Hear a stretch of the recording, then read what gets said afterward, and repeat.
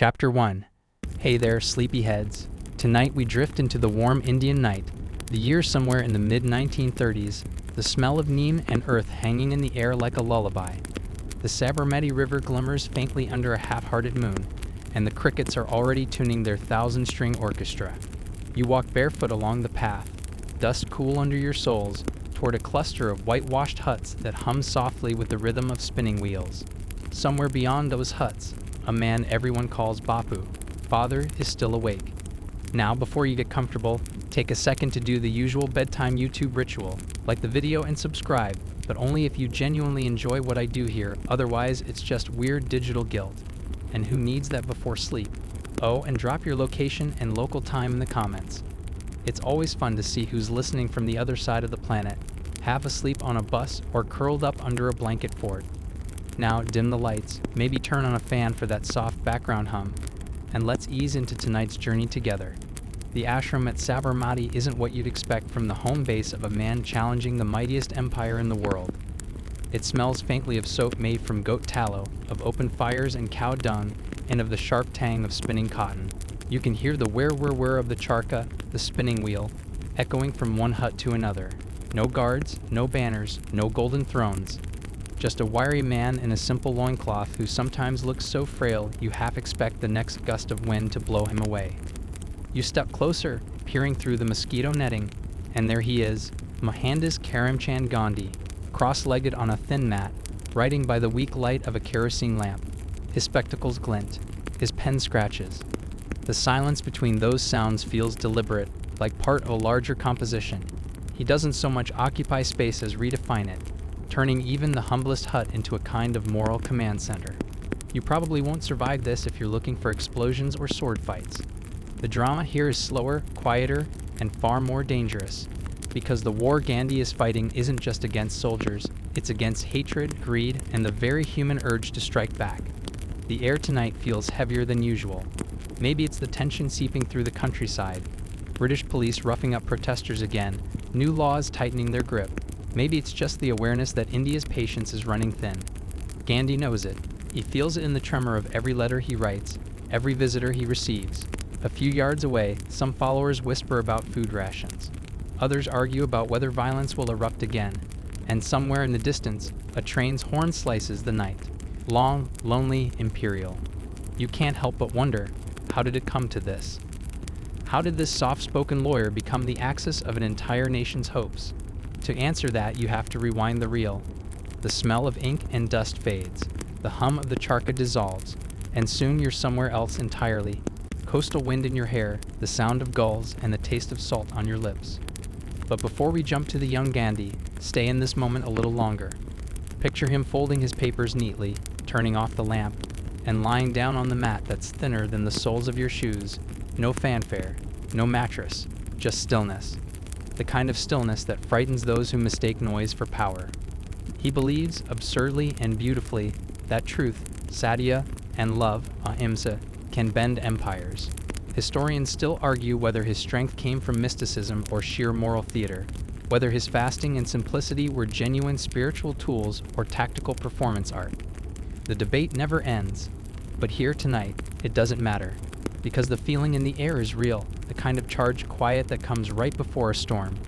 You look around the ashram and see people asleep on mats, men, women, even children. Some dream of freedom, others dream of tomorrow's chores. Everyone calls him Bapu, but none of them fully grasp the weight he carries. There's talk that he's planning another fast, maybe even another satyagraha, a campaign of civil resistance. He hasn't said it aloud, but you can see it in the way he counts his breaths, slow and steady, as if measuring how much patience the world still has left.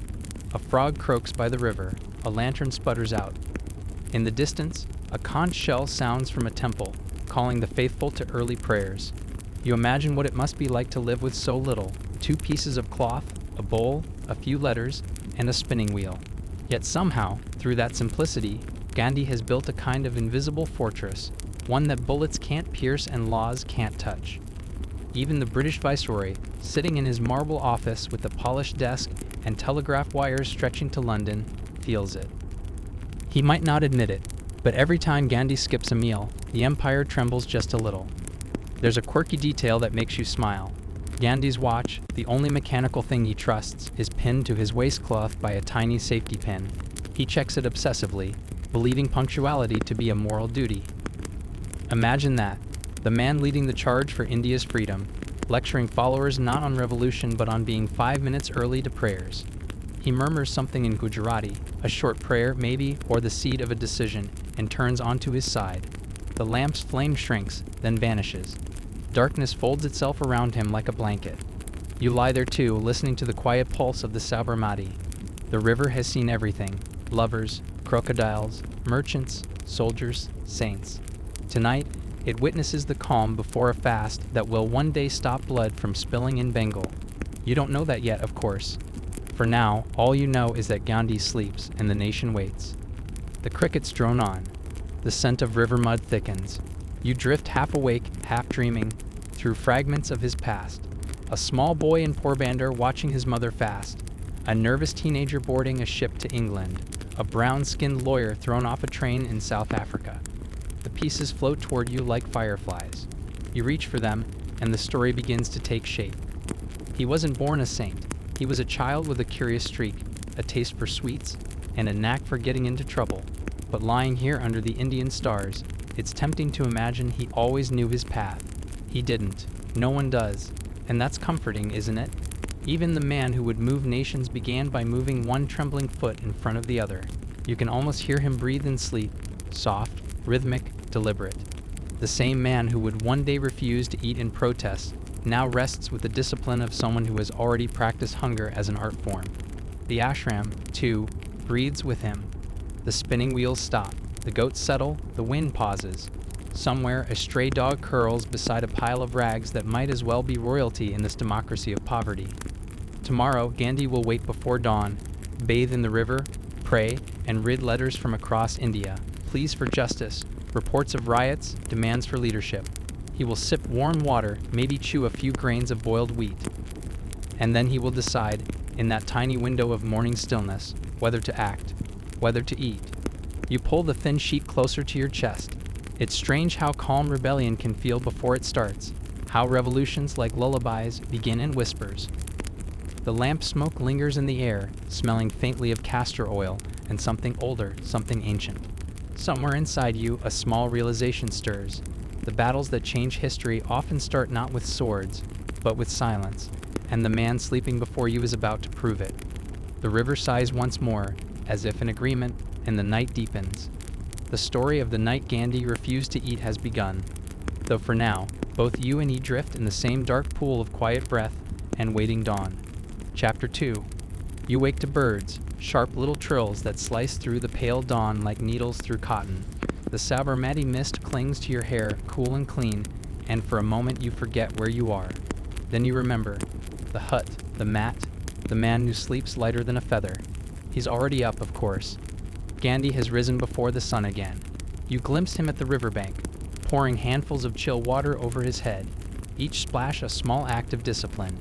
He prays softly, words carried away on ripples, as if he's speaking directly to the universe and not to himself.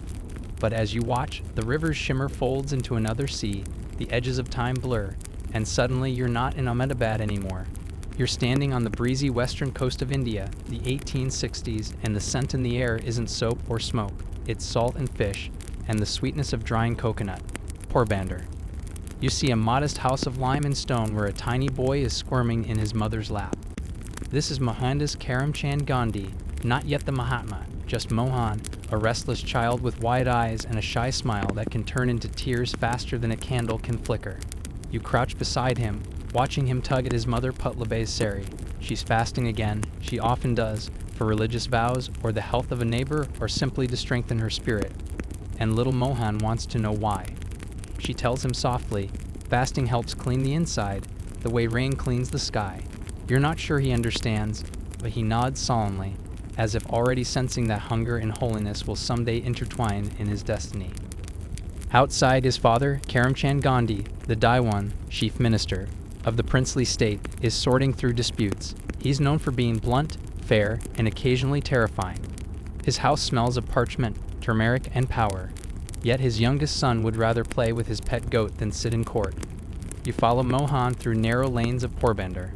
The streets twist like question marks, each corner offering gossip or spice, or the occasional cow blocking the way like a furry traffic cone. The boy's sandals slap against the stones as he runs toward the school. He's shy, so shy that he mumbles his answers and refuses to cheat even when the teacher kindly looks the other way. Once, legend says, the teacher tried to help him copy the spelling of kettle during an exam, but Mohan refused. "No, sir," he whispered, "that would be a lie." Historians still argue whether this story actually happened, or if it's one of those myths India builds around its heroes. But whether fact or parable, it sticks because it fits. Even as a child, Gandhi is stubbornly allergic to dishonesty. You watch him in class, doodling tiny stick figures of gods and monkeys in the margins of his notebook. The other kids laugh at his awkward gait and quiet voice. He doesn't fight back. He just looks down, cheeks glowing red. He learns early what it means to swallow humiliation without bitterness, a skill that will serve him later on prison floors and protest marches. There's a peculiar detail the family never brags about. Mohan loves to read tales of valor and devotion, especially Shravana, the dutiful son who carried his blind parents on his shoulders, and Harishchandra, the king who refused to lie even when it cost him everything. These stories become the invisible compass he'll carry through life. You can almost see the seed forming, the belief that truth isn't just an ideal, it's oxygen.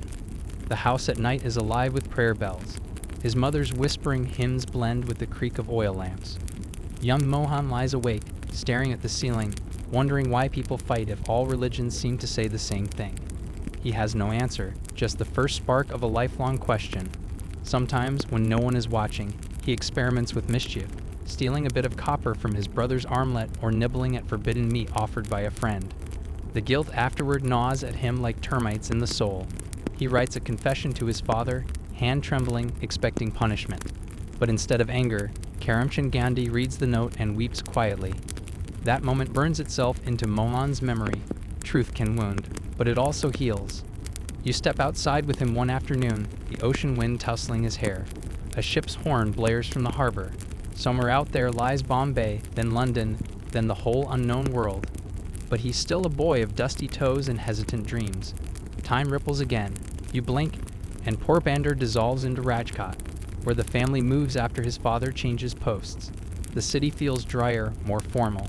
You see teenage Mohan now, taller, more thoughtful, still clinging to shyness like a second skin. He studies law books, tries to fit in among English-speaking classmates, and quietly develops a fascination with the neatness of British manners. He buys a little watch, ties it to his wrist with a string, and tries to emulate the punctuality of the empire that rules over him. Here's a quirky tidbit. In his diary, he notes that he once tried to imitate the British gentleman's swagger by applying hair oil and buying a fancy hat.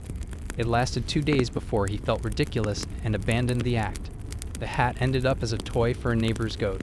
True story, or so he later claimed, laughing at himself. He marries early at 13 to Kasturba, or Bay as she'll one day be known, a marriage arranged while he still struggles with multiplication tables. The wedding is a blur of drums, flowers, and awkward smiles. Neither of them really understands what it means. You watch them sit side by side, shyly avoiding each other's eyes. It's easy to forget that this awkward teenage couple will someday stand together at the center of world politics. Life, though, isn't all gentle lessons. When his father grows ill, Mohan tends to him night after night. One evening, exhausted, the boy sneaks away briefly to his wife's room, and in those few moments, his father dies. The guilt hits him like a tidal wave. For years afterward, Gandhi will remember that night as proof that desire can blind duty. You can almost feel the crack forming in his spirit, the place where future vows of celibacy will grow. And yet, despite all this moral heaviness, there's something incredibly human about young Mohan. He's clumsy. He blushes easily. He loves sweets too much. When his friends tease him for being too earnest, he laughs it off. The man who will later shake empires is, at this point, just trying not to trip over his dhoti. One hot afternoon, he's walking home when a British officer's carriage passes by. Dust clouds his face. The driver doesn't even slow down. Mohan wipes his eyes and watches the carriage disappear, feeling the faint sting of powerlessness. It's the first time he truly registers the invisible wall between rulers and ruled. The empire doesn't even see him. That sting will stay with him, fermenting quietly until it becomes something potent. In the evenings, he joins his mother in prayer, chanting verses from the Bhagavad Gita. The words feel both ancient and oddly personal. He doesn't yet realize that this book, with its calm call to duty and inner peace, will one day travel in his satchel from prison to parliament, becoming his moral blueprint. Historians still argue whether his early religiosity was more superstition than philosophy, or if his later spirituality simply reinterpreted those childhood rituals. But either way, the rhythm of devotion becomes his heartbeat. One day, news arrives that will change everything. Mohan has been accepted to study law in London. London, the land of suits, clocks, and impossible fog. His mother hesitates. The voyage crosses the black waters, a ritual impurity for many Hindus. She fears he'll lose his faith, or worse, start eating beef. After days of persuasion, Gandhi swears an oath before a Jain monk. He will abstain from meat, alcohol, and women while abroad. She finally nods, eyes glistening. You watch him pack, a few clothes, some books, and a tattered sense of curiosity. On the day of departure, the dock is crowded with relatives whispering farewells. He stands awkwardly at the ship's rail, clutching the rail as gulls circle above. He feels equal parts excitement and nausea, seasickness and culture shock in embryo. As the vessel pulls away, Porbandar shrinks into a blur of beige and blue.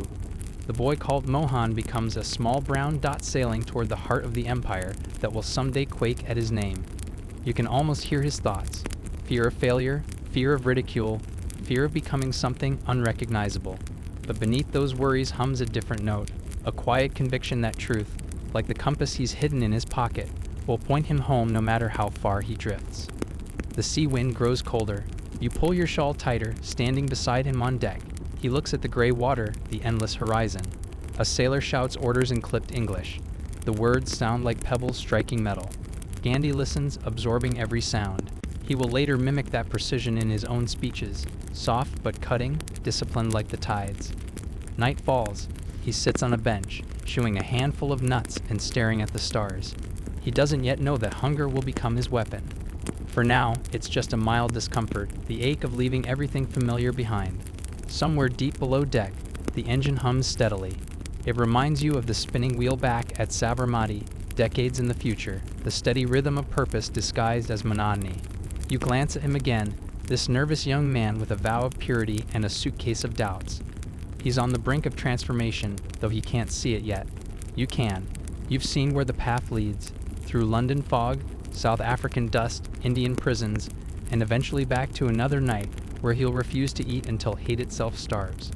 For now, though, he just hugs his knees against the cold, closes his eyes, and dreams of home. The taste of jaggery sweets, the sound of temple bells, the calm face of his fasting mother. The waves whisper under the hull like a mantra, and you find yourself whispering too. The sea doesn't answer, but it carries the sound onward, folding it into history. And somewhere across time, back in the quiet hut by the Sabarmati, the older Gandhi stirs in his sleep, as if he can feel the echo of his younger self crossing oceans. The boy called Mohan sails on, unaware that his hunger for truth will someday feed millions. Chapter 3. The ship's horn moans like some homesick creature as it glides through the mist of the English Channel. You're still there beside him, Mohan, no longer a boy, but not yet the man history will quote on coffee mugs and protest banners. The year is 1888. London waits just beyond that fog wall, a city that smells like soot, seaweed, and ambition. When the gangplank thuds against the pier, he steps off in a cheap black suit that doesn't quite fit. His round face shines with determination and a touch of panic. A cold wind slices through his shawl, and he hunches instinctively, realizing for the first time that courage doesn't keep you warm. You trail him through the narrow streets, where horses clop and chimneys cough. Shop windows glitter with things he's only ever read about: umbrellas, watches, porcelain teacups. He pauses at a butcher's display, eyes widening at rows of sausages, and then quickly looks away.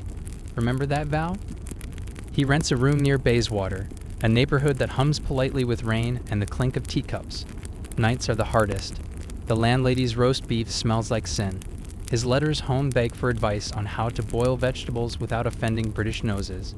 But then he discovers something extraordinary, a vegetarian restaurant. Yes, those actually existed in 1880s London, run by reformers who believed cabbage could save the world. One rainy evening he ducks inside, half out of hunger, half curiosity. The place smells of steamed peas and moral superiority. Here he meets a circle of gentle eccentrics, poets, theosophists, pacifists, dreamers. They discuss not just recipes but ethics, meditation, and the latest pamphlets on nonviolence. You can almost see his mind opening like an umbrella. Soon he's reading everything they suggest: Tolstoy, Ruskin, the Bible, the Gita again in English translation. Each book pulls him in a new direction, threads that will later braid into his philosophy. The strict Hindu boy who once feared crossing black waters now debates Christianity over lentil soup. There's a quirky detail most people skip. Gandhi, still terrified of public speaking, joins a vegetarian society, not just for the meals, but to practice giving tiny speeches. He stands, stammers, turns red, forgets his lines, and sits down again. The crowd claps kindly. He will later call those humiliating minutes the best training of his life. You walk with him to the Inner Temple, one of London's legal schools. The building smells of dust and tweed. He studies law, learns to tie cravats, and scribbles Latin phrases in the margins of his notebook. But while his classmates gossip about cases, Gandhi watches the fog outside and wonders what justice really means. He visits museums, art galleries, even the House of Commons. He sees the machinery of empire gleaming with self-confidence. But he also notices cracks: poverty, child labor, women in rags begging outside marble buildings. The contrast lodges in him like a splinter. Later, he'll call England both his teacher and his disappointment. One evening, he's invited to a proper English dinner. Nervous, he rehearses his table manners in front of a mirror, practicing how to hold a fork correctly. When the meal begins, the hostess offers him roast lamb. He panics, mumbles, "I am a vegetarian," and expects mockery. Instead, the hostess smiles and says, "How very original." He exhales for the first time all night. Weeks blur into months. He walks miles through the city just to listen, to preachers in Hyde Park, to anarchists by gaslight, to the muffled heartbeat of a world convinced of its own permanence. Yet he senses something brittle underneath, as if all this order could crack if someone simply refused to obey. Historians still argue whether London changed Gandhi or merely revealed what was already inside him. Some say he imported English moral earnestness back to India. Others claim he simply translated ancient Indian restraint into a Western accent. Whichever way, you can see the transformation happening under his neat little moustache. Then comes the exam season. He studies until his candle gutters, muttering case law like prayers. When the results arrive, he passes, not brilliantly, but solidly. Barrister at law, called to the bar, 1891. He's made it. The son of a provincial official now holds the license to argue before British judges. His mother would have wept with pride. But she never learns. She dies while he's still abroad. The letter telling him so arrives weeks late. He reads it alone in his rented room, folds it carefully, and sits in silence for hours. The next morning, he decides to sail home. He packs his books: Bible, Gita, Ruskin's Unto This Last, and a small wooden spinning top he bought from a street vendor. Maybe he likes how it hums when it spins, how balance can emerge from motion. He doesn't yet know that idea will one day clothe millions. The voyage back is quieter. He's more confident now, though he still flinches when the ship's cook waves a ladle of stew near him. On deck, he writes in his journal, experimenting with the word truth in different forms, as law, as light, as love. The pages flutter in the sea breeze like pale flags of surrender, though he's surrendering only to conscience. Back in Bombay, the heat feels almost personal. He steps ashore in his London suit, instantly sweating through it. The city has changed, or maybe he has. People look at him with curiosity. This foreign-returned barrister with odd habits, who refuses meat, liquor, and boasting. He tries to set up a legal practice, but clients vanish faster than monsoon puddles. One glance at his trembling hands and hesitant voice, and they choose someone else. So he waits and studies people instead. He watches policemen bullying vendors, landlords cheating tenants, rich men ignoring beggars. He feels the same London tension twist tighter in his chest. India isn't the place he left. It's a web of rules and expectations, polite compliance humming through every street. Then, just as a heavy sense of futility begins to settle, a telegram arrives. A legal case, though not here, but in South Africa. A merchant there needs someone to navigate a dispute, routine, perhaps even mundane, yet somehow it will redirect everything. You sense the story tilting forward, the moment just before a storm. Gandhi gathers his worn books once more, adds his mother's rosary, and boards another ship. The deck hums beneath your feet, familiar and steady. As the Indian coastline blurs into haze, he leans against the railing. Down below, passengers speak in Gujarati, Tamil, Hindi, Urdu, 1,000 voices sharing quiet fatigue. The Empire labels them subjects, but they call themselves workers, traders, travelers. Gandhi studies their faces, blind with toil and resilience, and wonders what fairness might truly look like. The wind off the ocean smells of salt and possibility. He closes his eyes. He won't act yet, not directly, but he's already rehearsing refusal to give in to hatred, refusal to yield, even refusal to eat when principle demands it. The ship tilts toward the southern hemisphere. Clouds swell like distant mountains, and somewhere far ahead, a station in Pietermaritzburg waits, history sharpening its edges. You stay beside him as stars appear, soft, distant, perfect. The waves slap against the hull, a sound somewhere between heartbeat and applause.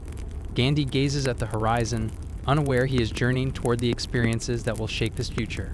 The imagined hum of a spinning wheel returns in your mind, the same rhythm that once filled Sabarmati nights. You almost hear his thought echo. Peace is not just a goal, it is the path itself. And with that, the ship slips into darkness, leaving a faint silver trail across the water, a fleeting sign of promise. The air changes as you step off the ship, sharper, drier, a mixture of salt and dust. Durban, 1893. Gandhi, a newly qualified lawyer, arrives to handle a modest legal matter. That's all. A few papers, a brief court appearance, perhaps a polite bow before returning to Bombay. But life, as ever, has other plans. You follow him through the port, sandals stinking into the reddish soil. The city pulses uneasily. British officers in khaki, Indian laborers hauling crates, foremen watching with detached authority. Gandhi observes quietly, then frowns slightly, a look that records injustice for later. At a small hotel, the clerk's smile fades the moment Gandhi gives his name. Indians aren't welcome. The sting of rejection is sharp, but Gandhi, still courteous, thanks the man and moves on, carrying his suitcase and choosing dignity over confrontation for now. Weeks pass in a blur of dusty afternoons, poring over contracts for the grateful merchant, Dada Abdullah. Outside the office, colonial rules intrude, segregated trams, no natives allowed signs, whispers of hostility. Then comes the spark, the event that will leave a mark. On the train from Durban to Pretoria, Gandhi holds a legitimate first-class ticket. The compartment smells of leather and dust, wheels clattering under the carriage like impatient applause. He opens a book and begins to read. At Pietermaritzburg, the door slides open. A white passenger demands, with sharp disdain, that he be removed. Gandhi protests politely, showing his ticket. It doesn't matter. The rules are unspoken yet absolute. You feel the cold as the conductor's hand grips his arm. Out. The word cuts the night. He's forced onto the platform, the train pulls away, and the darkness closes in. His coat wraps around him, teeth chattering, suitcase dumped beside him like a discarded statement of equality. You crouch nearby, watching lamplight glint off his glasses. For the first time, he feels a quiet but sharp fury, deep and focused. That night on the platform, Gandhi discovers what he'll later call satyagraha, the power of truth and persistence. He could fight, but he doesn't. He could leave, but he won't. Instead, he decides, right then, to stay and confront injustice with something even harder than violence: patience. The next morning, the station master's voice crackles in his memory like an old wound. He boards a later train, shivering but composed, determined not to let hatred rent space in his head. The transformation begins quietly. He starts meeting other Indians, traders, clerks, laborers, each with their own stories of humiliation. Beatings, taxes, past laws. Each tale fans the flame. Historians still argue whether Gandhi's revelation that night was mystical insight or calculated self-discipline. But the facts remain.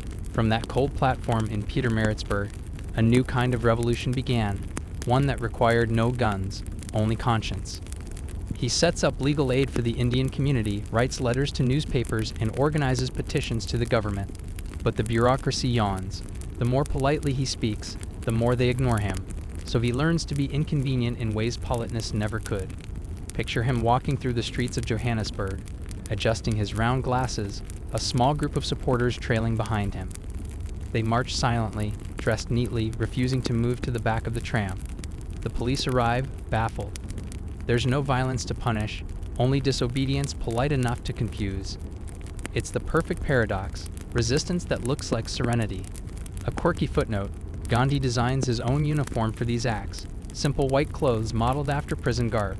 He reasons that since truth will eventually land him behind bars, he might as well dress for the part.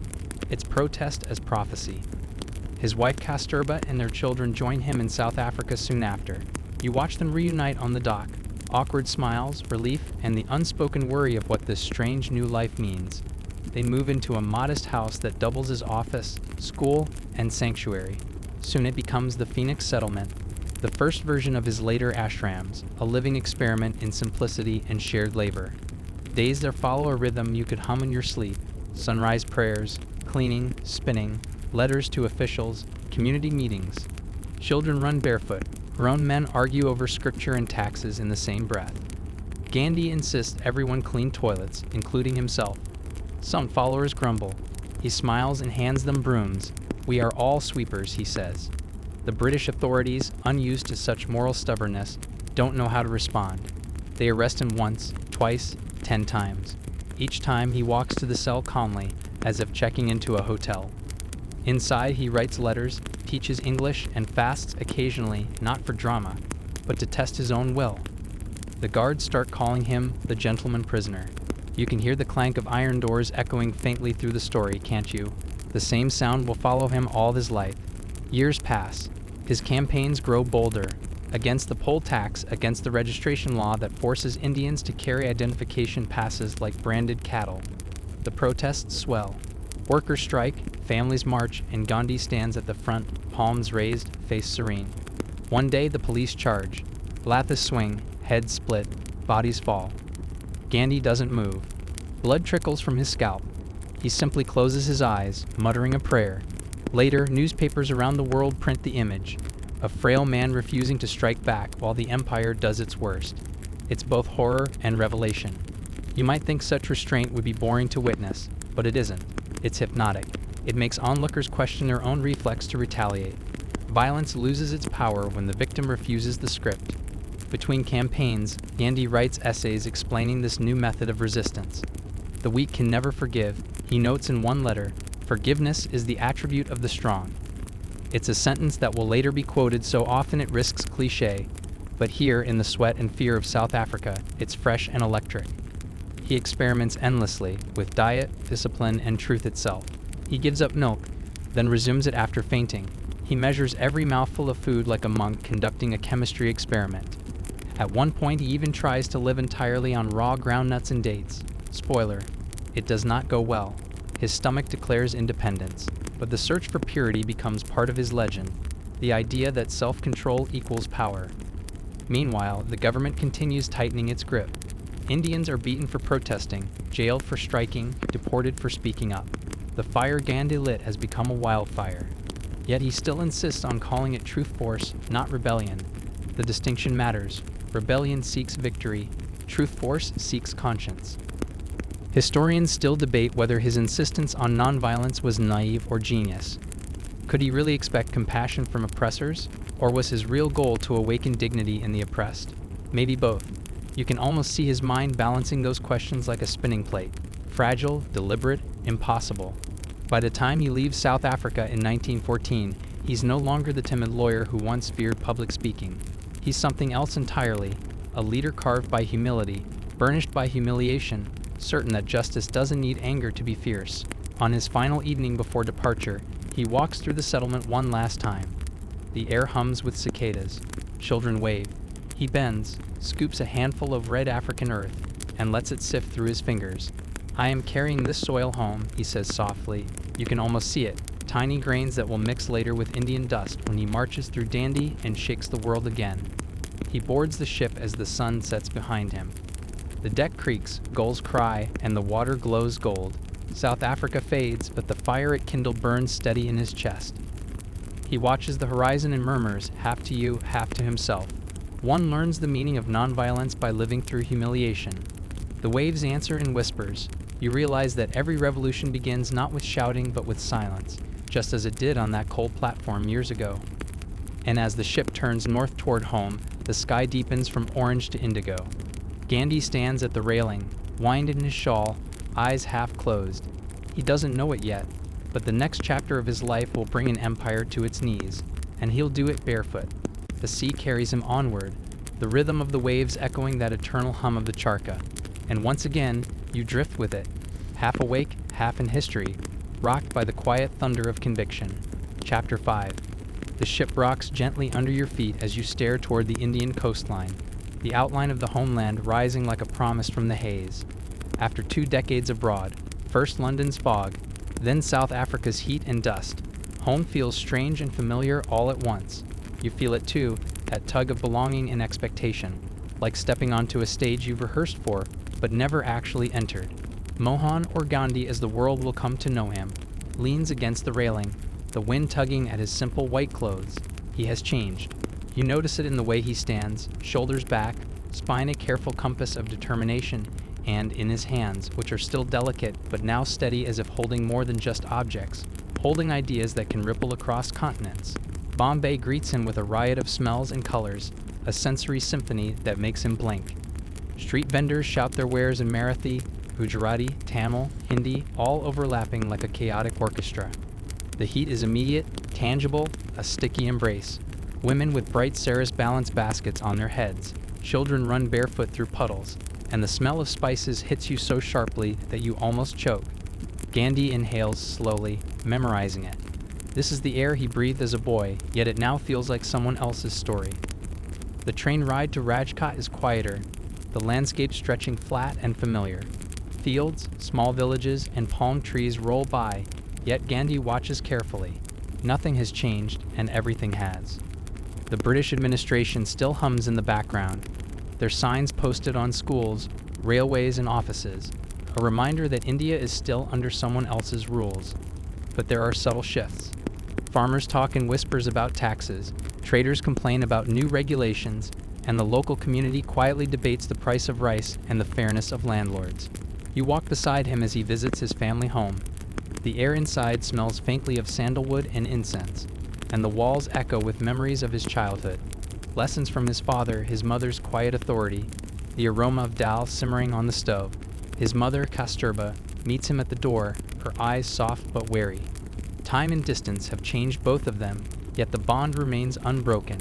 She notices the new lines etched on his face, the calm certainty in his gaze, and for a moment the worries of the world outside seem to pause. Gandhi quickly immerses himself in local life, attempting to resume the barrister career that seems so natural on paper. Courtrooms are familiar, yet the rhythm is different. Cases are slower, bribes and influence abound, and the British judges, polite but detached, treat him with the faint suspicion reserved for those who've spent years abroad. Clients are polite but hesitant, unsure of a lawyer who has spent more time confronting injustice than attending to routine disputes. Still, he works diligently, his pen sharp, his arguments precise, and you can see the respect grow slowly in the eyes of those who watch him. But he is restless. Bombay and Rajkot are home, yes, but the familiar streets cannot contain the fire that South Africa has lit in him. He remembers the Pietermaritzburg train station, the Lathi blows, the humiliation, the courage found in stillness. That experience whispers insistently, reminding him that India too has injustice woven into its daily life, waiting for someone to recognize it without fear. The charka, once a toy spinning in a London window, now hums in his mind. He experiments with simplicity at home, spinning cotton quietly in the evenings, reminding himself that change can begin with the smallest of motions. He teaches Kasturba to use it, and she laughs softly when her fingers fumble over the wheel. "You probably won't survive this," he jokes, half serious, half exasperated, but she simply smiles, patience and amusement mingling in her eyes. He reconnects with local leaders, merchants, and students, sharing his experiences in South Africa, recounting the power of nonviolent resistance and truth force. Some listen in awe, some in skepticism. Historians still argue whether these early speeches truly swayed the public consciousness or merely planted seeds that would take decades to sprout. Either way, Gandhi notes every reaction, every flicker of curiosity, storing them like treasures in the vault of his mind. A quirky, often overlooked detail. He takes long walks alone through fields and villages, sometimes stopping to examine insects or watch children play. To outsiders, he might appear contemplative or distracted, but you know he is analyzing life itself, the balance of nature, the simplicity of honest work, the harmony of community. Each observation adds to the philosophy that will later shape a nation. Meanwhile, the British administration begins implementing subtle measures to tighten their control: new taxes, restrictions on public gatherings, and an increase in police oversight. Gandhi sees the patterns, the ways power seeks to entrench itself quietly, and he understands that confrontation must be calculated, thoughtful, strategic. Resistance cannot merely be emotional, it must be disciplined. He begins writing extensively: letters, essays, pamphlets. They are measured, polite, persuasive. He critiques unfair laws, advocates for Indians' rights, and experiments with methods of engagement that do not provoke violence but challenge authority. You follow him through nights spent hunched over a desk by candlelight, the ink bleeding like gentle protest onto crisp white pages. The sound of scratching quills becomes almost meditative, part of the rhythm that sustains him. Family life remains central. Kasturba, patient and unwavering, manages the household while Gandhi works tirelessly. Their children adapt to their father's routines, learning both discipline and the quiet courage that comes from watching someone commit fully to principle. The home becomes a laboratory of values, small experiments in truth, patience, and compassion. Traveling through Gujarat, Gandhi observes widespread poverty, unjust taxes, and social hierarchies reinforced by caste and custom. Each encounter reinforces the lessons from South Africa. Oppression thrives not just in overt brutality, but in subtle, systemic inequities. You watch as he listens to farmers' complaints, nodding, asking questions, making careful notes. Each story, each injustice, is cataloged in the mind of a man learning how to wield moral authority without weapons. During this time, he experiments with fasting as a method of personal discipline. At first, it's a test of endurance, a way to refine the body and mind. But soon, fasting becomes a statement, a quiet demonstration of the principle that suffering can be wielded deliberately to awaken conscience, his own and eventually that of others. You accompany him as he travels by bullock cart, train, and on foot, visiting small towns and villages. He observes the interplay of local politics, the reliance of villagers on local landlords, and the way custom sometimes perpetuates injustice. His presence is understated but firm. He speaks softly, listens intently, and gradually earns the trust of those he meets. People begin to seek his counsel not merely as a lawyer, but as someone who embodies integrity. In quiet moments, he reflects on the contrast between the India he returned to and the world he left behind in London and South Africa. He notes that the struggle will be different here, less direct, more intricate, but the principle remains. Change comes from steadfast commitment to truth, courage, and self-discipline. Evenings often end with spinning cotton, reciting prayers, or meditating on the Gita's teachings. Gandhi notices the subtle rhythms of village life, the low hum of conversation at dusk, the sound of children playing, the smell of cooking fires mingling with the earth. These sensory details anchor him, reminding him that revolution begins not with grand speeches, but in the intimate spaces of everyday life. Historians still debate whether Gandhi's return home marked the start of an inevitable political career or merely a continuation of personal experiments in discipline and morality. What's certain is that every walk through Gujarat, every conversation with a villager, every moment spent in contemplation, added to the architecture of a philosophy that would one day shake an empire. By the time he settles into a routine of legal work, travel, and personal study, Gandhi is quietly building the foundation for future campaigns. You see him pausing on village roads, observing the patterns of life, imagining solutions rooted in patience and nonviolence, preparing for a moment that hasn't yet arrived but feels inevitable. As night falls over Rajkot, the smell of jasmine and dust drifting through open windows, Gandhi sits quietly spinning cotton. The faint whir of the charkha mingles with the distant sound of crickets. You lean back, letting the rhythm carry you. This is home, but also a starting line. The lessons of South Africa have taken root. The injustices of India call, and somewhere deep in his chest, a fire burns, steady, deliberate, unstoppable. Chapter 6. The train rattles through the fields of Bihar, the horizon a green sea punctuated by clusters of mud and thatch huts. You're crammed into a third-class compartment with Gandhi, feeling the vibrations of the rails under your spine, the heat pressing in through open windows, and the faint smell of earth after a recent rain. This is Champaran, 1917, a district that will become both a crucible and a classroom for Gandhi's philosophy in action. He leans forward, peering out at the rows of indigo plantations, the blue-leaved crops stretching in rigid lines. The land seems calm, almost obedient, but Gandhi knows better. He has received letters, reports, and whispers from locals about a system that extracts not just profit, but dignity itself. European planters force tenant farmers, many of them barely literate, to grow indigo for low wages and then purchase it back at inflated rates. They are trapped in cycles of debt, their fields mortgaged before seed is even sown. You notice Gandhi's hands, folded gently over his knees, fingers tapping in quiet rhythm. He doesn't speak yet, he listens. Listening is his first weapon, and here, it is essential. Over the next few days, he meets countless villagers in small courtyards, temples, and open fields.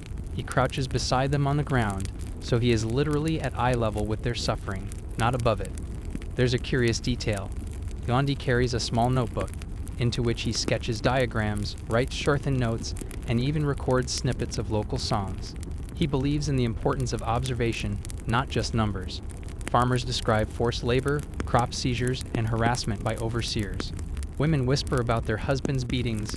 Children hide behind thatched walls, shy and suspicious of this pale man who asks so many questions. Gandhi insists on walking the fields himself, shoes off, feeling the earth beneath his feet. Sometimes he slips in mud or gets pricked by thorn bushes, and you can't help but smile quietly. He chuckles at himself but never complains. This is research, not comfort.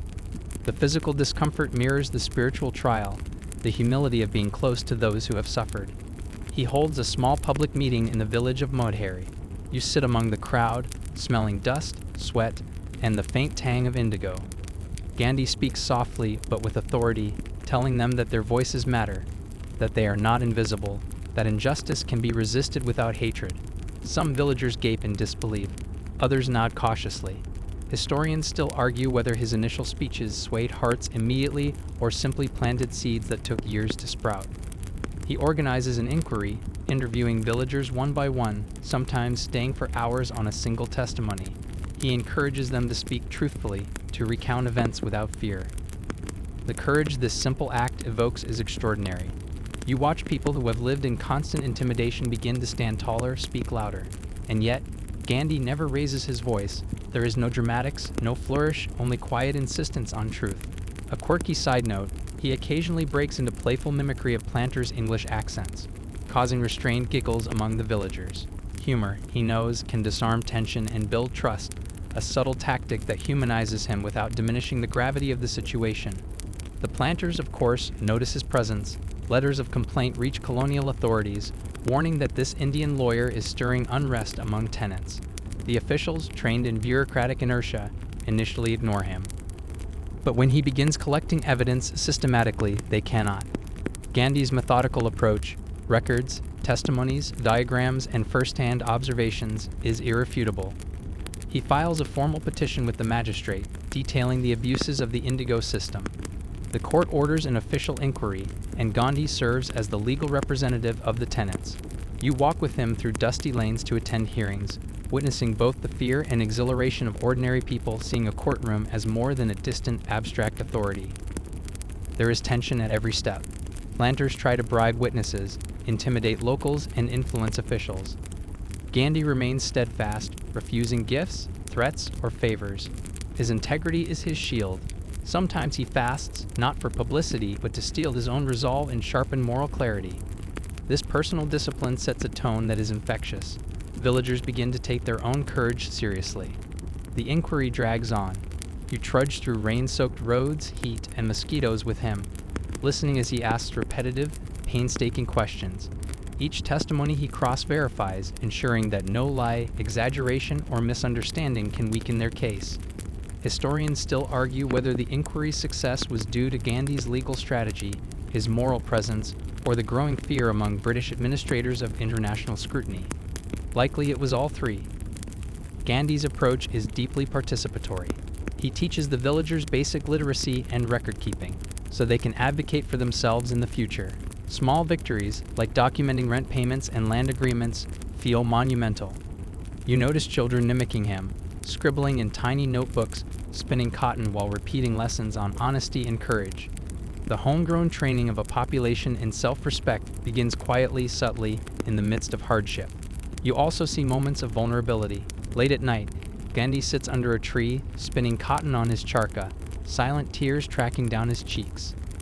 The scale of suffering is staggering, yet even then he laughs softly when a stray dog sniffs at his notes or when a villager shares an unexpectedly clever remark. Compassion and humor exist side by side.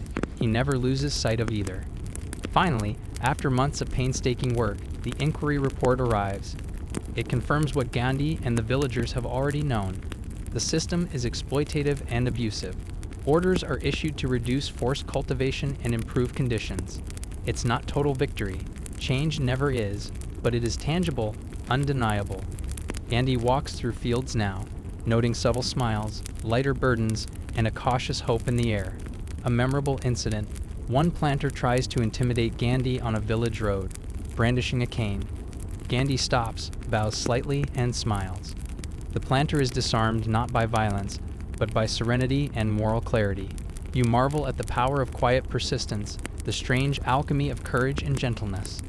By the time Gandhi leaves Champaran, he has done more than win legal concessions. He has taught an entire community to see injustice as something to be addressed, not accepted, and he has demonstrated the potency of nonviolent, disciplined resistance. His methods will be replicated across India, forming the backbone of his later campaigns. Historians still debate whether the Champaran episode could have succeeded without Gandhi's presence, or whether systemic change required both local courage and his guiding hand. The truth, of course, lies somewhere in the interplay between ordinary villagers finding their voices and one man insisting that truth matters. You walk alongside Gandhi as he departs, dust clinging to your clothes, the sun setting behind fields now tinged with gold. You realize this is more than legal work. It's a template for transformation, a lesson in how moral courage, patience, and strategy can bend even the most rigid systems. As the train carries you north, the hum of wheels against track echoes the rhythm of the charkha, spinning ever onward. Gandhi sits quietly beside you, eyes half closed, already pondering the next challenge. His fire, you know, is far from spent. Champaran is merely the opening act, the proof that persistent truth can ripple outward, touching lives and unsettling empires alike. Chapter 7. The streets of Ahmedabad feel alive in a way that makes every step a lesson. Dust swirls around your ankles, carried by a breeze that smells faintly of spices, wet clay, and river water. Gandhi walks ahead, his white dhoti fluttering like a banner of quiet rebellion. You follow him, noticing how even the narrow alleys seem to bend toward him, curious, as if they know something important is about to unfold. You've come here at the request of local mill workers. The textile mills hum day and night, their smokestacks puffing clouds that mix with the early morning fog. Workers toil under punishing schedules, their hands red from dye, their backs stiff from bending over looms. They live in cramped quarters, crowded rooms with barely enough light to read or rest. Gandhi notices these conditions immediately, and you watch him pause, scanning faces, measuring the weight of their fatigue and hope. He doesn't just talk, he listens. He crouches beside laborers, touches their hands to feel calluses, asks questions in simple, direct language. The workers speak hesitantly at first, unsure if this pale man in white cares about their tiny, everyday struggles. He nods, smiles, and repeats their concerns in his soft, deliberate tone, validating their experiences. One young woman whispers about wage cuts. An older man recounts a supervisor's cruelty. Historians still argue whether Gandhi's charm or his reputation from Champaran carried more weight in securing their trust. But you see the magic unfold. They begin to speak freely. Gandhi organizes meetings that feel more like conversations than protests. He emphasizes unity, explaining that solidarity is more powerful than isolated complaints. His methods are unconventional. He encourages fasting to build self-discipline, spinning cotton to reconnect with labor and dignity, and voluntary simplicity as a symbol of resistance. These techniques seem minor, almost quaint, but their cumulative impact is profound. A quirky detail, he carries a small bag of dried fruits and sometimes shares them with children peeking at the meetings. It's a gentle gesture, and yet it softens fear and builds rapport, teaching you that small acts of kindness can ripple into greater trust. The mill owners, predictably, resist. Letters are sent to the British administration, complaints of agitation and disruption of commerce piling up. Gandhi doesn't panic. He knows the rules of engagement. Resist, but do not retaliate with anger. He trains you to keep calm, to keep records, and to hold the line between moral authority and legal obligation. His approach is meticulous, deliberate, almost surgical. Days blend into weeks. You trudge with him from mill to mill, listening to grievances, recording hours, inspecting ledgers.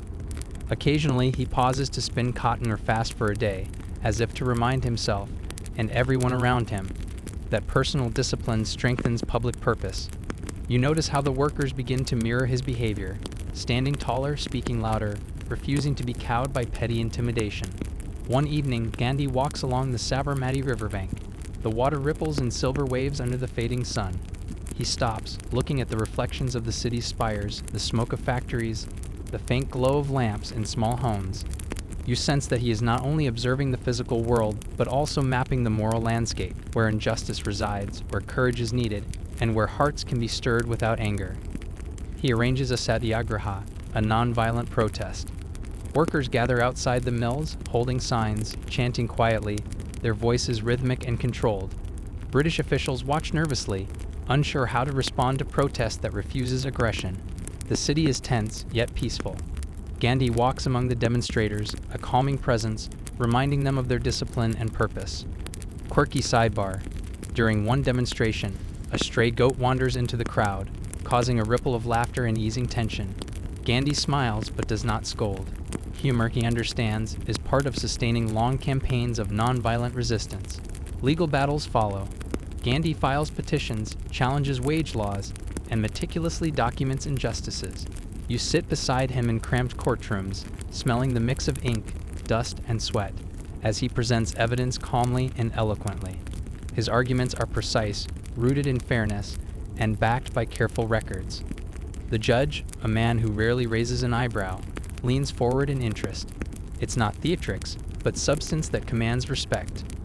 Meanwhile, Gandhi continues his personal experiments. Fasting, spinning cotton, and abstaining from luxuries are not mere rituals, they are exercises in self-mastery. You observe him sitting quietly for hours, eyes closed, fingers moving the charkha in soft, hypnotic rhythm. The hum of the spinning wheel becomes a meditation, a symbol that inner discipline translates into outer strength.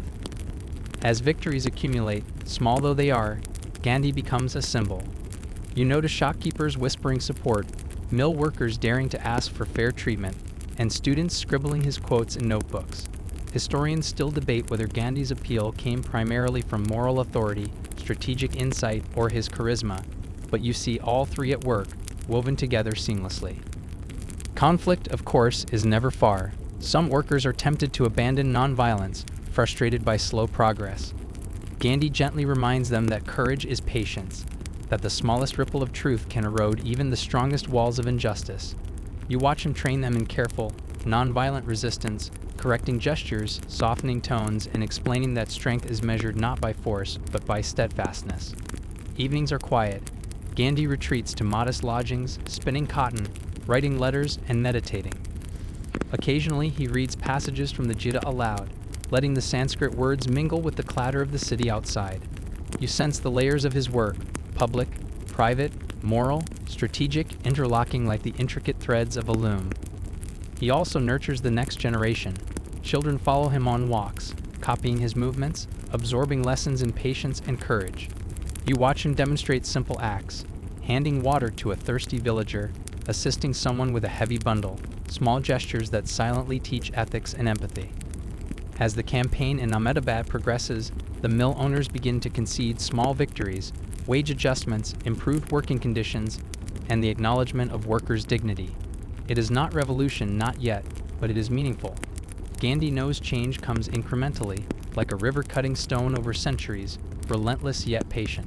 Historians still argue whether Ahmedabad marked a turning point in labor rights, or was merely a rehearsal for larger campaigns. From your vantage, you see it as both a laboratory for testing moral courage, patience, and nonviolent strategy. Every step along dusty streets, every quiet conversation by the river, every hum of the charkha prepares him for the epic struggles to come. Night falls. You walk beside Gandhi along silent streets, lanterns casting soft halos on brick walls. The city exhales in quiet rhythm. The smell of incense drifts from small temples, mingling with the faint tang of dyed cotton. Gandhi spins cotton quietly, watching the wheel turn. He is serene, disciplined, alert, readying himself for the next challenge. the next injustice to confront, the next lesson in the delicate, unbreakable power of truth. Chapter 8.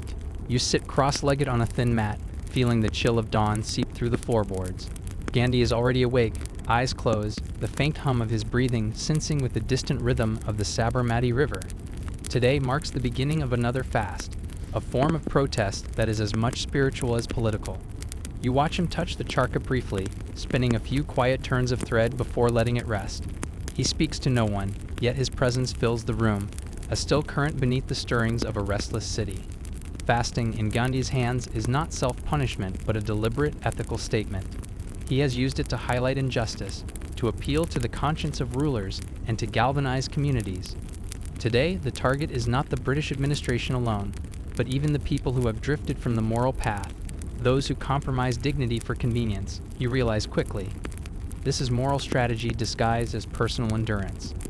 The first day passes slowly. You feel your own stomach growl in solidarity, or maybe envy, while Gandhi moves with almost imperceptible grace. He walks the corridors, smiles at workers carrying baskets, bends to tie a child's sandal, and encourages patience. Even in abstinence, he radiates calm authority. Historians still argue whether his fast exerted psychological pressure or served more as symbolic acts, but you can see the effect firsthand. Villagers and officials alike watch him, compelled by respect and curiosity rather than fear. By the second day, you notice subtle shifts. Conversations slow, whispers increase, and the energy of the community seems to pool around Gandhi. People bring water and fruit to the doorstep, offerings not because he asked, but because his discipline inspires their own conscience. You see a few skeptics soften, even some mill owners, reluctant and defensive, pause in their routines, unsettled by the quiet force of his presence. A quirky detail, one young boy attempts to hide a half-eaten mango behind a tree, believing Gandhi would somehow notice and approve. Gandhi smiles knowingly, saying nothing, and the boy beams at being caught in a good deed. You can't help but chuckle. Sometimes humor carries the moral message better than sermons. The fast intensifies over several days. You help him walk slowly along the banks of the river. Each step is careful, deliberate. His feet, bare and dusty, connect with the earth, anchoring resolve in physical as well as spiritual reality. You feel the tension of time stretching. Hours seem longer, conversations slower, each moment an invitation to reflect, to witness courage under strain. Local newspapers, curious and sometimes hostile, report on the fast. Their headlines swing between admiration and condescension. Indian leader refuses food, one declares, as if to sensationalize suffering. Gandhi, of course, does not read these reports for ego. He reads them to gauge public perception and the ripple effects of his actions. Historians still debate whether media attention amplified the fast's effectiveness or risked trivializing it. But for you, observing, the impact is palpable. The city's pulse itself seems to slow in measured attention. By day 3, the moral weight of the fast becomes evident. Workers speak with more confidence, neighbors act with greater kindness, and the tension among administrators thickens. You notice how people adjust their behavior subtly, unconsciously. Gandhi is teaching through example. The absence of food, paradoxically, feeds the community's conscience. Evenings are the quietest part of the day. Gandhi sits near a small lamp, his fingers lightly spinning cotton, eyes half closed, lips moving in silent meditation. You watch shadows stretch across the walls, and the soft hum of the charka becomes a lullaby of resistance. Occasionally, he breaks into a soft, whimsical anecdote about a stubborn goat that interrupted a protest months ago or a misbehaving student in Ahmedabad, and laughter ripples through those nearby. Humor, he believes, sustains discipline, lightens tension, and reminds everyone of shared humanity. On the 4th day, you notice subtle physical changes. Gandhi's cheeks are slightly hollow, his gait slower, but his gaze is sharper than ever. He walks through the streets, speaking softly to those he meets, checking in on the health of workers, reminding them of dignity and restraint. You feel the ethical geometry of this fast. Every day without food, every careful word, every gesture of patience is a lever on the moral balance of the city. A particularly memorable moment. A local landlord, initially dismissive and rude, approaches Gandhi. He hesitates, then offers to mediate with mill owners. The transformation is small, tentative, but unmistakable. You realize that Gandhi's body, emaciated yet unbowed, functions as both shield and instrument, turning personal discipline into public influence. You reflect on the strange paradox. By abstaining from the simplest human sustenance, Gandhi nourishes a community's conscience. Children repeat lessons learned, laborers speak more boldly, and ordinary citizens begin to see power not in coercion, but in moral endurance. Historians still argue whether his success depended more on symbolic spectacle or strategic persuasion, but in the streets and courts, the effect is undeniable. By the end of the week, the fast brings concessions. Mill owners agree to negotiate wages. Administrators reconsider oppressive rules. Gandhi breaks the fast not in triumph, but with humility, drinking a small glass of water, eyes meeting yours with calm gravity. The lesson lingers. Resistance does not always roar. Sometimes it whispers through restraint, discipline, and moral consistency. As night falls, you walk alongside him, feeling the gentle night air and hearing the distant murmur of the Sabarmati. Gandhi spins cotton once more, the soft hum a lullaby of lessons learned. You understand that fasting in his hands is more than protest. It is pedagogy, philosophy, and personal mastery intertwined. Even as the city settles, you notice that something fundamental has shifted. Workers stand taller. Villagers speak with new confidence. Officials pause in reflection. You walk beside Gandhi, sensing the extraordinary reach of quiet determination.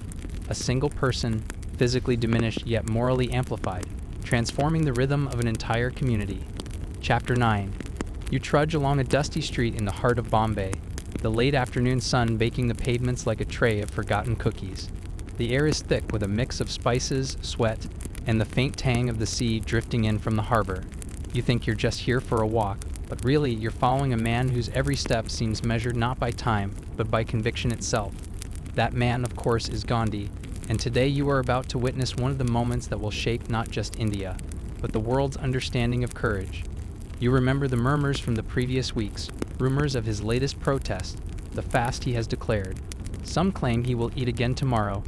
Others whisper that this time he might not. The political tension in the air is palpable. British officials scurry past in starched uniforms, their polished boots clacking in awkward contrast to the ragged sandals of the townspeople. There is a faint irony in that sound, isn't there? The colonizers' precise rhythm against the chaotic heart of the city. They think they control everything, but they do not control what is about to happen inside this small room, a room thick with incense smoke and the scent of resolve. You move closer, noticing the faces pressed against the railings outside. Children clutch their mothers' skirts. Old men squint through the light, leaning on canes carved from jagged branches. Some of them remember the salt tax, others the flickering memories of endless marches, and a few, lucky few, have even seen Gandhi at work in the quiet villages of Gujarat.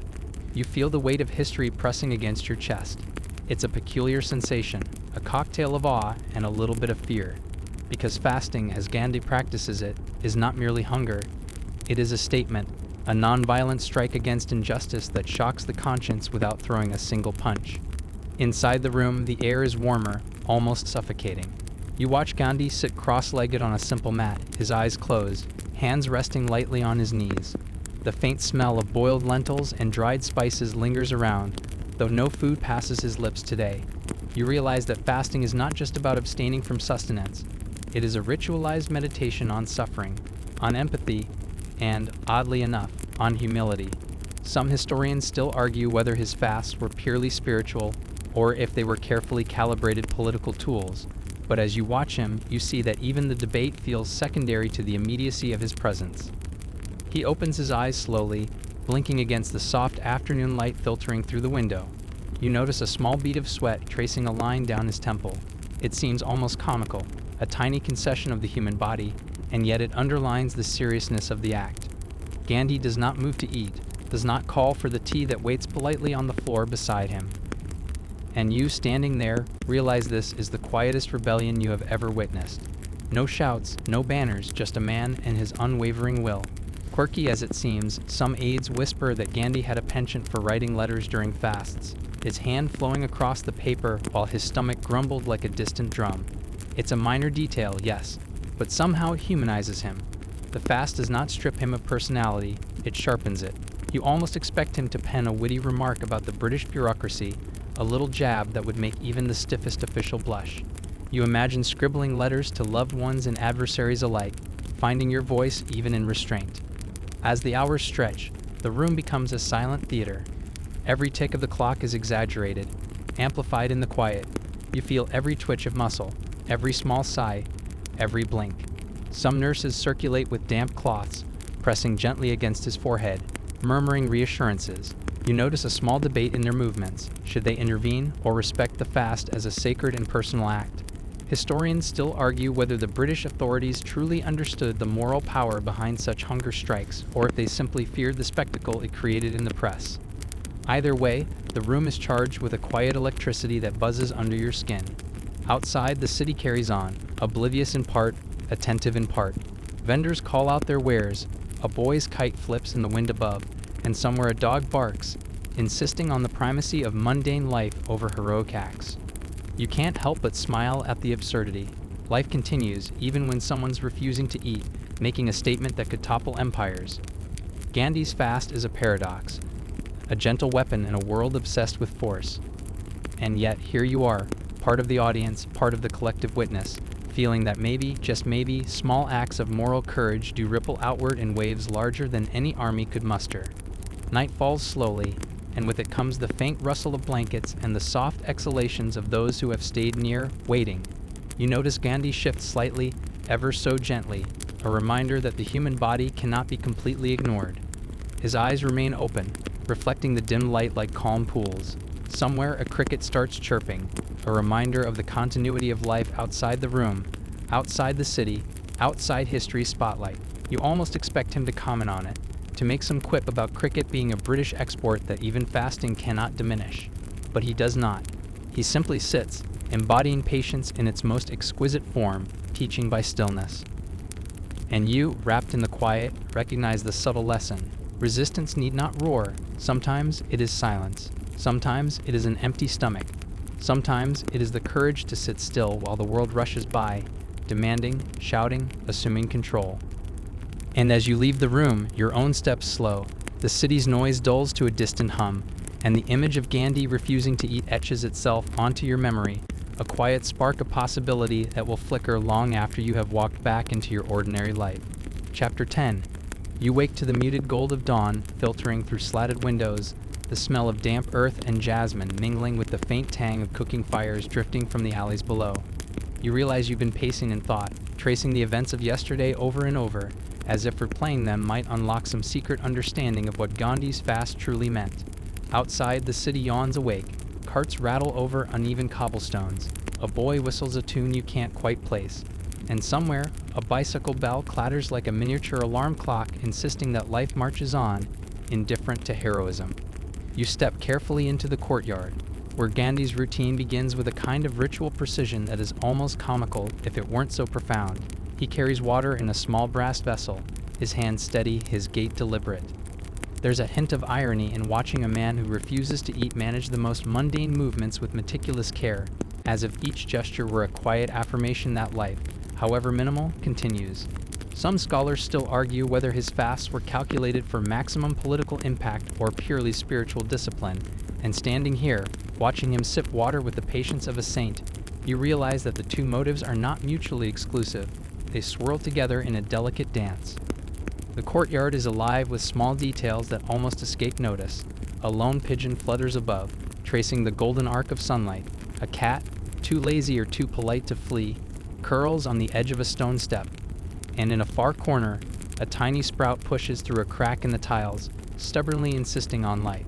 You find yourself following Gandhi's gaze, noticing how he pauses to acknowledge these small miracles. There is humor here, too. How else could you explain the tiny grin that creeps onto his face when a boy drops a clump of clay in a puddle nearby, splattering like a miniature volcano? By mid-morning, visitors begin to arrive.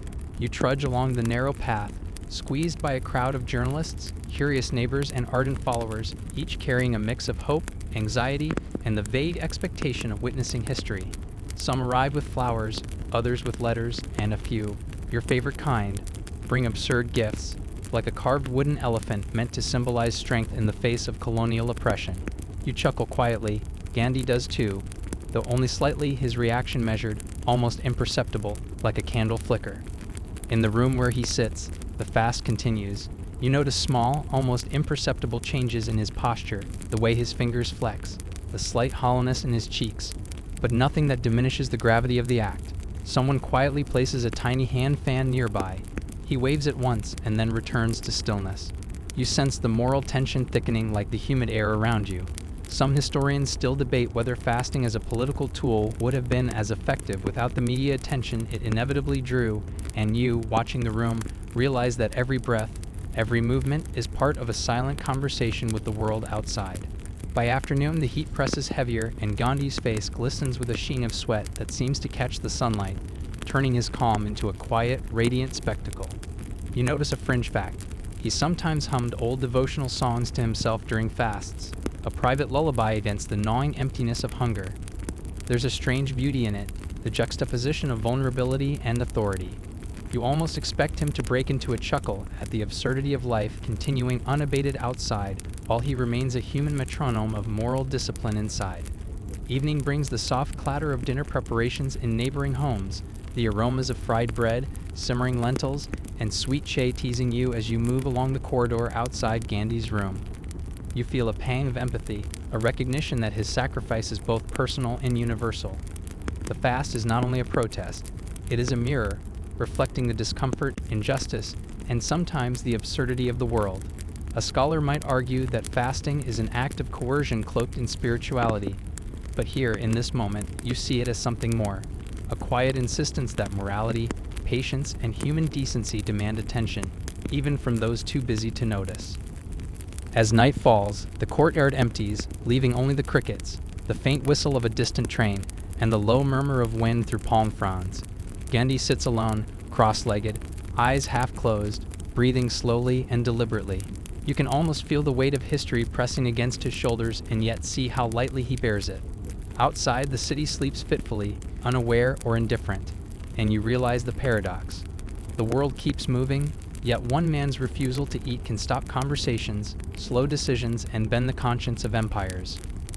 And there you stand, quietly tracing your thoughts against the rhythm of the fast, recognizing that courage often hides in silence, persistence, and patience. The room, the air, the very space around Gandhi vibrates with something intangible, an invitation to bear witness, to reflect, and to understand that history is as much about the small, deliberate acts as the loud, visible ones. You step back into the shadows, carrying that lesson with you, feeling the odd comfort that perhaps, if you ever face injustice, the quietest response may carry the loudest weight. Chapter 11. You find yourself walking down a narrow, sun-baked lane that smells faintly of dust, curry, and wet laundry, an olfactory mixtape of daily Bombay. Today, though, your attention is anchored elsewhere. You are drawn toward Gandhi's ashram, a place that hums with quiet purpose. The walls, whitewashed and simple, seem almost to breathe, holding the weight of countless footsteps, whispered prayers, and deliberate silence. You notice the way the light falls on the cracked tiles, a mosaic of shadows and gold, reminding you that even in austerity, there is beauty. Inside, Gandhi is seated on the floor, cross-legged as usual, his eyes scanning the small group that has gathered for discourse. You step closer, noting the subtle creak of wooden chairs, the soft shuffle of sandals, the occasional cough, a symphony of human life playing against the backdrop of moral intensity. Fasting, you realize, is only one of the many tools he wields: conversation, persuasion, storytelling. They all carry the same weight in his arsenal of nonviolent resistance. Some historians still debate whether his greatest influence came from political maneuvering or spiritual authority, and here, in this room, the line blurs so completely that the question feels almost irrelevant. A young student nervously presents a petition on local taxation, hands trembling, eyes wide. Gandhi leans forward, a faint smile tugging at his lips, and you feel the quiet magnetism of his presence. His voice, when it emerges, is soft yet precise, carrying both patience and the subtle edge of insistence. He does not shout, he does not brandish authority. Instead, he dismantles confusion gently, carefully, like a gardener pruning a stubborn shrub, leaving the roots intact but guiding growth. You almost chuckle at the metaphor, imagining him in a sari of patience wielding scissors of wisdom. Outside, the city beats on, oblivious to the small revolution unfolding in this simple room. Vendors call out, rickshaws clatter, children squeal over games that seem timeless. You glance at Gandhi again, noticing the faint hollows under his eyes, a trace of hunger, a hint of exhaustion, but no sign of doubt. He scribbles notes on scraps of paper while listening, jotting thoughts that will later ripple into speeches, letters, and movements that defy colonial authority. Quirky fact, He sometimes used scraps of leftover cloth as notebooks, recycling what others discarded with a subtle environmental consciousness long before it became trendy. You almost want to steal that idea for your own life. Tiny acts matter. The afternoon stretches lazily. You watch as Gandhi addresses a subtle challenge posed by an elderly woman who has come to discuss the exploitation of village weavers. His answers weave history, ethics, and practicality together seamlessly. You notice the quiet tension building outside his walls. British officials have heard of the gathering, and some mutter about the man who starves for politics, not understanding the deeper force behind such a fast. Historians still argue whether the British underestimated the moral leverage he wielded or deliberately chose to ignore it, preferring short-term convenience over long-term reckoning. Either way, the air hums with anticipation. As evening approaches, the ashram courtyard takes on a golden haze. Children chase one another in loops, their laughter echoing faintly against the whitewashed walls. You see Gandhi rise slowly, stretching his back, a gesture so human it almost startles you. Despite the fast, despite the political pressure, he maintains a physical grace that seems almost sculpted by discipline itself. A stray dog pads by, tail wagging, he offers a gentle pat before returning to his mat. These small gestures, mundane to the casual observer, are imbued with a quiet philosophy. Respect, even for the unnoticed, is part of the moral landscape. Night descends gently, bringing with it the faint croon of crickets and the distant whistle of a train. The students have left, the elderly petitioners have gone, and the ashram settles into its characteristic hush. Gandhi sits in the courtyard, the day's lessons etched into his posture, his expression calm yet alert. You recognize that fasting is only part of the tapestry. Discipline, humility, empathy, and patience weave the rest. He has transformed hunger into a lens, focusing attention not on himself but on injustice, on human decency, on the subtle, quiet forces that can sway nations. And as you step away, the city's noises blending into a low hum, you carry with you an odd sense of intimacy with history. The world continues its chaos, street vendors, rickshaws, gossip, but inside this quiet bubble, you have witnessed a principle in action. That courage, moral clarity, and patience can ripple outward far beyond the immediate room, shaping hearts and policies alike. Even without fanfare, even without spectacle, small acts of steadfastness create waves. You feel, somewhere in your chest, that you are part of those waves now, a quiet witness traveling backward and forward through time. Chapter 12. You step into the early morning haze, the kind that turns the city's chaos into a gentle blur of color and sound.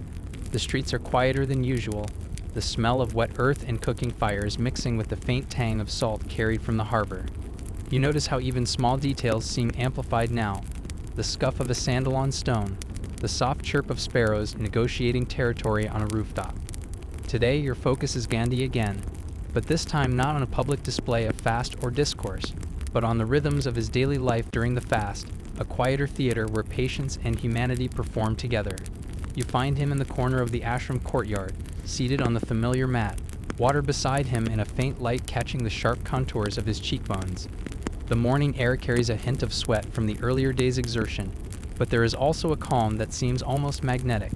Watching him, you realize the fast is not just a political act. It is an exercise in presence. He does not fidget, does not glance impatiently. His awareness seems to stretch across the courtyard, touching everything in its gentle art. Scholars still argue whether the moral pressure of his fasting could have worked without such meticulous attention to presence, but standing here, it feels inseparable from the effect. A young girl approaches, holding a bundle of freshly picked flowers. Gandhi looks up, his gaze soft but penetrating. You note the subtle interaction. He accepts the flowers with gratitude, not indulgence, teaching without a single word that recognition and humility can coexist. Outside, the city stirs into motion. Vendors set up stalls, a cart creaks under the weight of fruit, and somewhere a bicycle bell rings insistently, a sound that somehow punctuates his quiet day. Quirky detail. Gandhi often hummed a tune under his breath while meditating, a practice that he claimed helped him maintain focus. You almost imagine the faint melody blending with the city's morning symphony. Midday arrives, and with it, the heat that presses down on the ashram like a reminder of human vulnerability. You watch Gandhi rise slowly to stretch, bending with the ease of someone accustomed to long hours of seated reflection. There is a subtle choreography to his movements, a combination of physical discipline and mindfulness. A few aides hover nearby, offering water or wiping his brow, their gestures careful, almost reverent. Some historians debate whether these aides should be considered passive observers or active participants in the moral drama of the fast. But here, in this courtyard, the answer seems clear. Every small act of attention contributes to the moral atmosphere. By late afternoon, the ashram feels like an oasis, a space both removed from and entwined with the city's pulse. You watch as Gandhi engages with visitors, each conversation a delicate negotiation of empathy, principle, and strategy. One elderly man raises a concern about labor conditions in nearby villages. Gandhi listens intently, nodding, then offers guidance rooted in ethical reflection and practical action. His words are quiet, yet you feel their weight. Outside, life continues in a messy, unpredictable rhythm. The rickshaws clatter, children shout, the wind rustles palm fronds, but inside, time seems suspended, shaped by intention rather than chaos. Evening falls, painting the walls golden and then deepening to shades of blue. Gandhi returns to his mat, the day's engagements completed but the fast still ongoing. You notice a small, almost humorous detail. A cat, previously uninterested, now curls near his feet as if drawn by the rhythm of his stillness. You almost laugh at the domestic absurdity of this companion in the middle of a moral crusade. Yet there is poignancy in it as well, a reminder that the profound often coexists with the ordinary. Scholars still debate the psychological toll of Gandhi's prolonged fasts, questioning how he balanced moral resolve with physical fragility. But observing him, you see an elegance in restraint, a harmony in discipline, and a subtle reassurance that human beings can endure far more than they imagine. Night deepens, and the city's sounds soften into a lullaby of distant voices, the occasional train whistle, and the low murmur of the wind. Gandhi sits cross-legged, eyes half-closed, breathing slowly, each inhalation a measured cadence of commitment. You feel a quiet thrill at having been a witness to this, a part of the silent reverence that surrounds him. His fast, his patience, his stillness, they ripple outward beyond the walls, shaping thoughts, influencing decisions, and inspiring courage in ways that words alone cannot capture. You step away, carrying with you a sense of intimacy with history, a recognition that heroism often whispers rather than shouts, and that the smallest acts of integrity can echo far louder than any trumpet. Chapter 13. You awaken to a humid morning that smells faintly of the harbor, fish stalls, and wet wood, a heady mixture that makes the city feel alive in a way only early mornings can. Today, your footsteps take you toward the outskirts of the ashram, where Gandhi has chosen to meet with village representatives. An intentional step beyond the safety of familiar walls, a bridge between principle and the messy reality of colonial India. The narrow dirt path crunches beneath your shoes, and you notice the scattered debris of daily life, husks of grain, stray leaves, and the occasional cow eyeing you suspiciously. You trudge forward, reminded that history unfolds not in polished rooms, but in dust, noise, and subtle gestures. The villagers are gathered in a rough semicircle, faces lined with labor, worry, and quiet hope. You watch as Gandhi steps among them, barefoot, calm, and deliberate. Each greeting is small yet significant. A nod, a soft smile, a touch of the hand. There is no grandiose entrance, no flourish of authority, just presence. Quirky detail. Gandhi sometimes carried a small piece of jaggery in his pocket, offering it to children who approached him during these walks, a gesture of humanity that also subtly acknowledged the sweetness of life amid struggle. Historians still argue whether such gestures were calculated to win hearts or purely spontaneous acts of kindness, and you can't help but think it's probably both. You notice the subtle choreography of the meeting.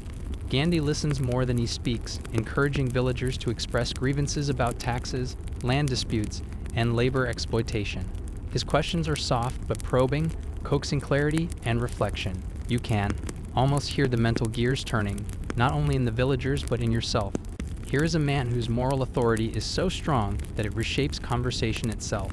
Outside, the city hums faintly in the distance, but here, in this dusty clearing, time bends, stretching and folding around the ethical gravity of what is happening.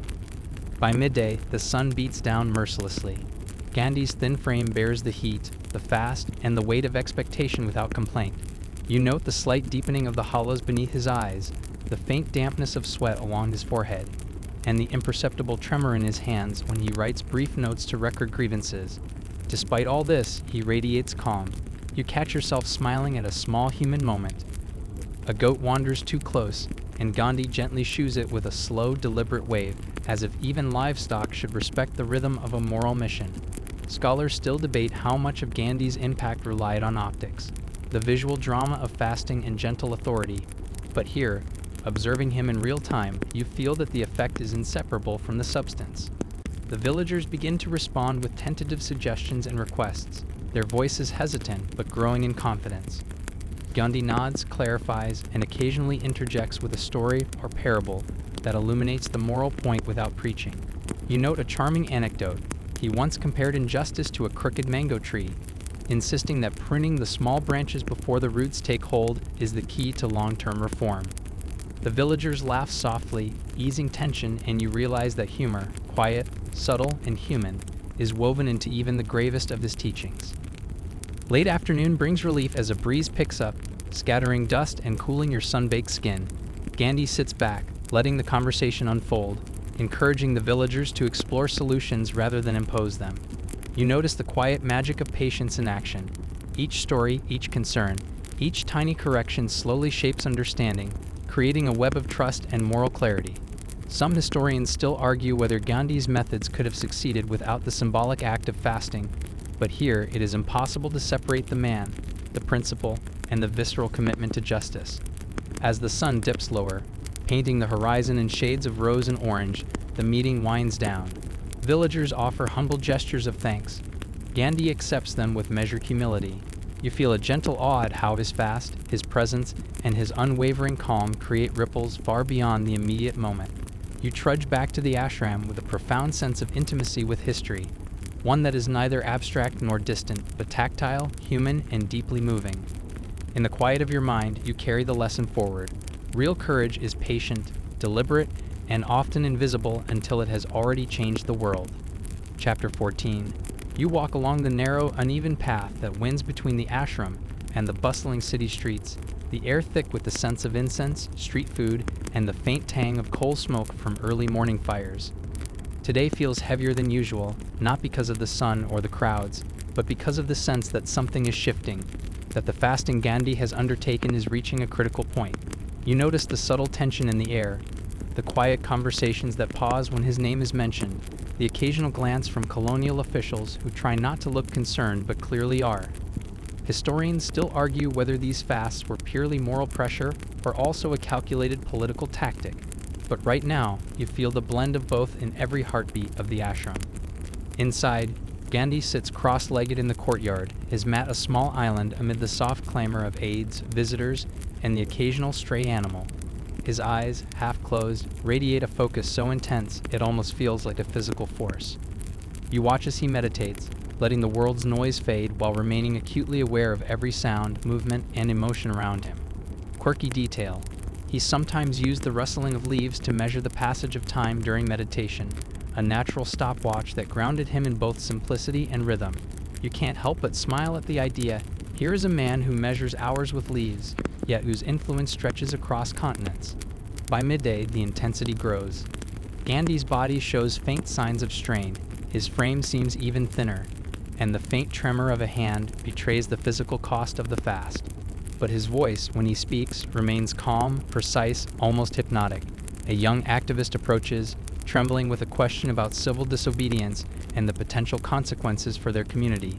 Gandhi listens carefully, then responds with a mixture of ethical reasoning and practical advice, guiding without commanding, nurturing conviction without coercion.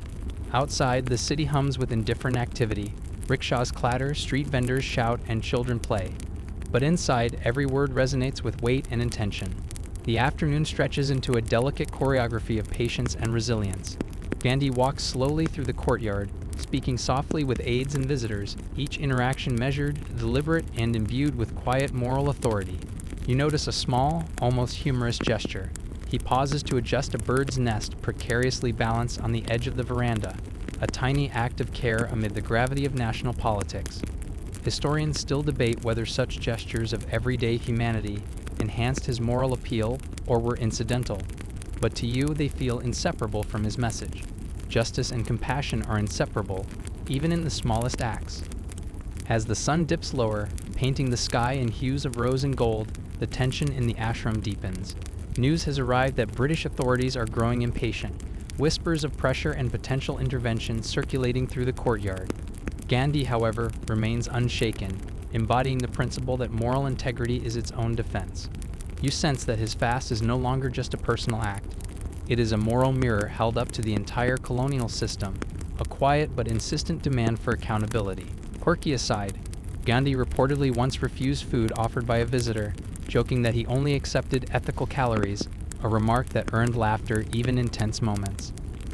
Night falls, cloaking the ashram in a soft darkness broken only by the faint glow of oil lamps.